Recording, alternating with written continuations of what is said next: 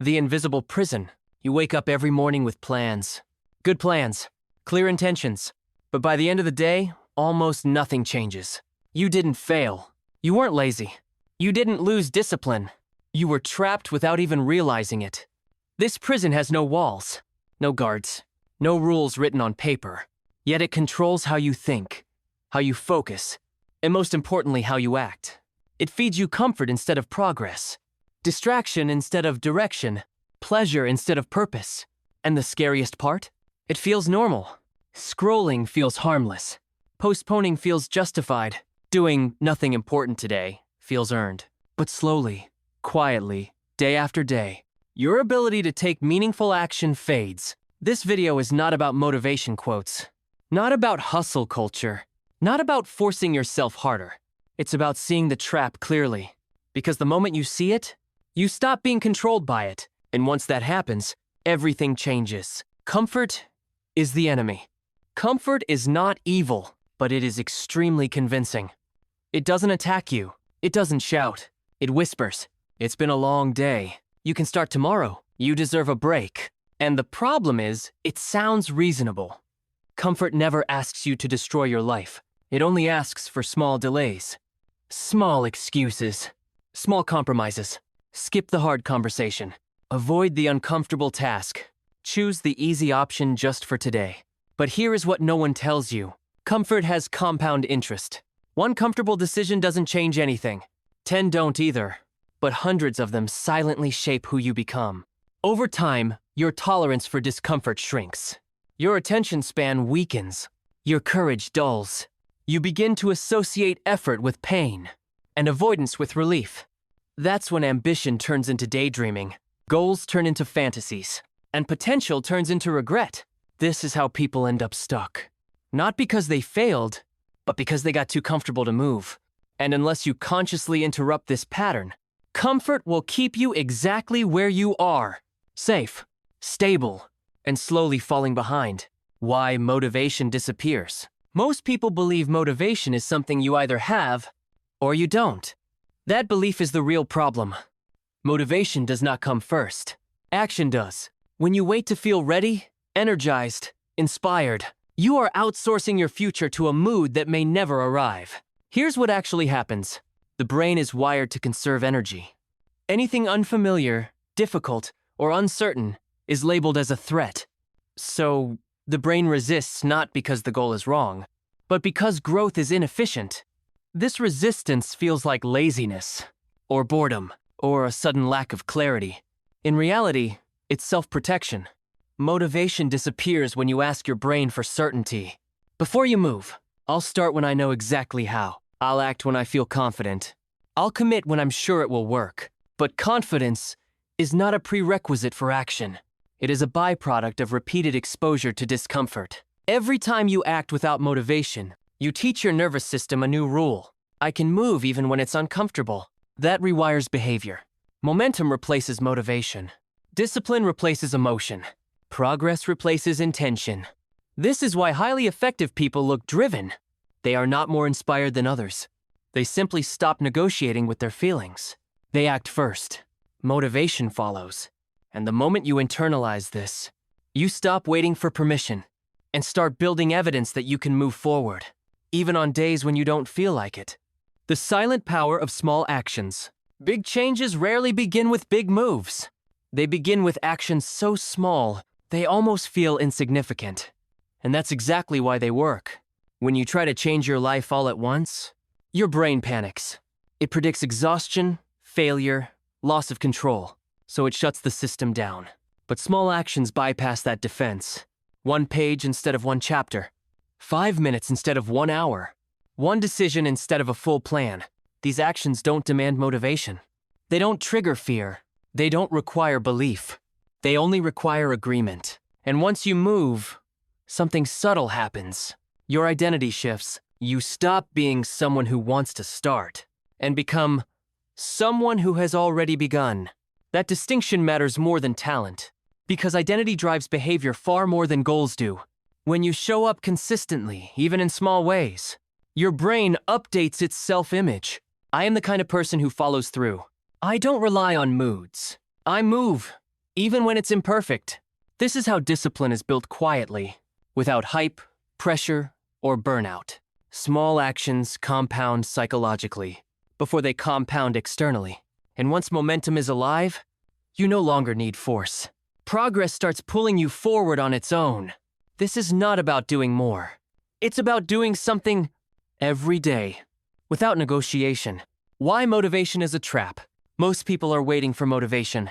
They tell themselves, I'll start when I feel ready, when I'm inspired, when the timing feels right. But motivation is unreliable by design. It's an emotional spike, not a system.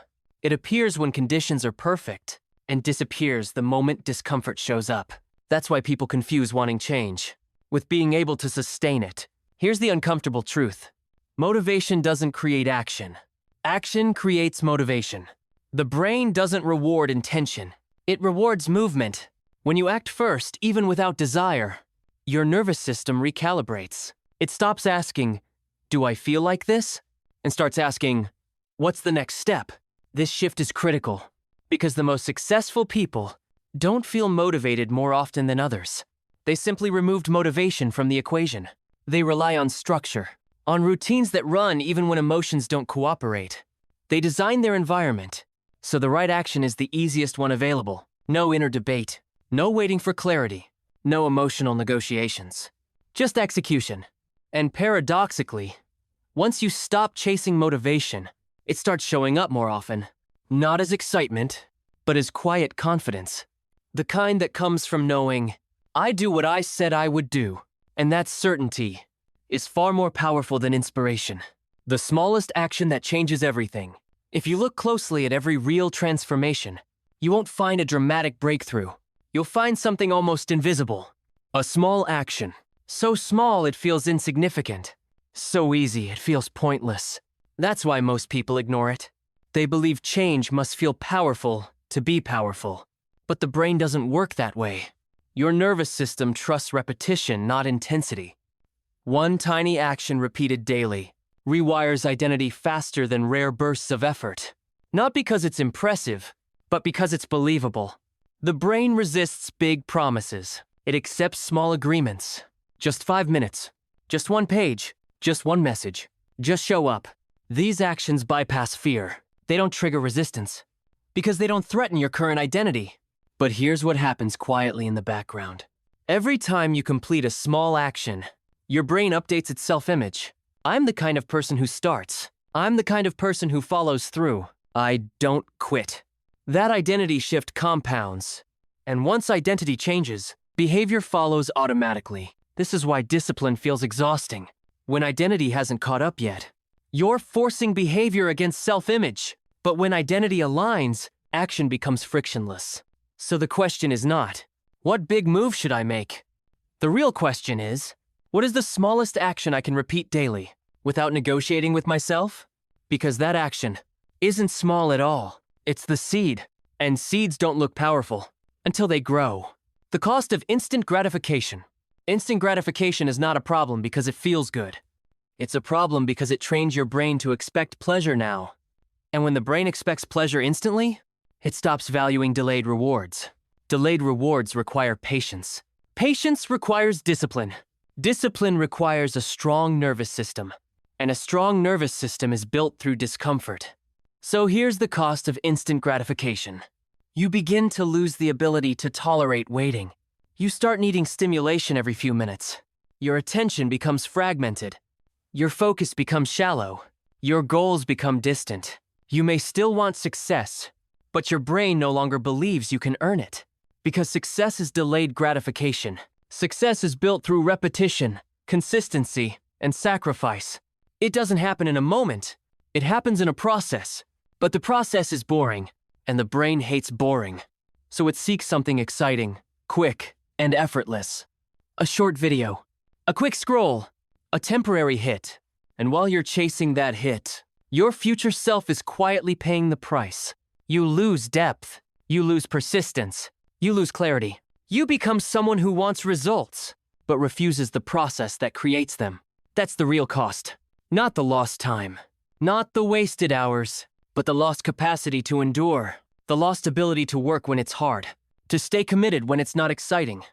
to keep going when no one is watching, because real growth is never instant. It is always delayed. And if you keep chasing instant pleasure, you will keep missing the only thing that lasts. Your real potential. Rebuilding mental strength. Mental strength is not something you are born with. It is something you build. And it is built the same way a muscle is built, through repeated stress, recovery, and consistency. But most people try to build it the wrong way. They think mental strength is being tough, never feeling weak, forcing themselves through everything. That is not strength. That is exhaustion. Real mental strength is not the absence of weakness. It is the ability to choose action even when you feel weak. It's the ability to sit with discomfort without escaping into distraction. It's the ability to delay pleasure for a greater reward. So how do you rebuild it? You start small. You choose one area of your life where you are currently weak. Maybe it's focus. Maybe it's fitness. Maybe it's studying. Maybe it's managing your time.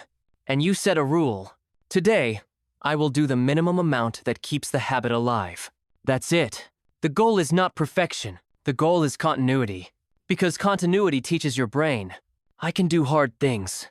And once your brain believes that, your motivation will stop being the main driver. You will start building momentum. The key is not to win every day. The key is to show up, even when it's boring, even when it's difficult, even when you don't feel like it. Because strength is not built in comfort. It is built in the quiet moments when you choose discipline over distraction. And every time you choose discipline, you are rewiring your brain to become stronger. So start rebuilding today, not with a dramatic promise, but with a simple, repeatable action. And watch how your life begins to change, without you needing to feel ready. Discipline is not motivation. Discipline is not a feeling. It is a structure. Motivation is emotional. Discipline is operational. Motivation comes and goes. Discipline stays. And here is the truth most people never accept. If you rely on motivation, you will always be inconsistent. Because motivation is rare. It appears in flashes, and it disappears in seconds. But discipline is a system you build. It's not about being strong every day. It's about designing your life so that the right choice is the easiest one. Discipline is setting a time and showing up, removing distractions before they tempt you, creating an environment that supports your goals, choosing the long-term reward over the short-term hit. When you create that system, you don't need to negotiate with your emotions. You don't need to convince yourself. You don't need to get in the mood. You simply follow the plan. And the plan becomes the driver. Because the most successful people are not the most motivated. They are the most consistent. They don't rely on emotion. They rely on structure. And structure wins every time. So the question is not, do I feel like doing it? The question is, have I designed my life so that doing it is the natural move? If yes, you will act. If no, you will delay. Discipline is not a personality trait. It is a lifestyle. And you can build it starting today. The simple rule that changes everything. Here is the rule that transforms everything. Do the smallest thing that moves you forward every single day. Not the biggest thing. Not the most impressive thing. Just the smallest thing. Because the smallest thing is the only thing you can guarantee. The truth is, you don't need motivation to start. You need a starting point. And the starting point is always small. It could be 10 minutes of work, 1 page of reading, 1 message you've been avoiding, 1 push-up, 1 minute of silence, 1 step outside your comfort zone. That's it. If you do the smallest thing consistently, you build momentum. If you build momentum, you build confidence. If you build confidence, you build identity. And once identity changes, your life changes without needing motivation. This is the power of tiny actions. It's the power of showing up. It's the power of refusing to let distraction win. And if you want to reclaim your life, start with one simple decision. Today, I will do the smallest thing that moves me forward. Not tomorrow, not when I feel ready. Today, because your future is not built by inspiration. It's built by consistency. And consistency starts with a single, small action. Reflect. Remember. Save this.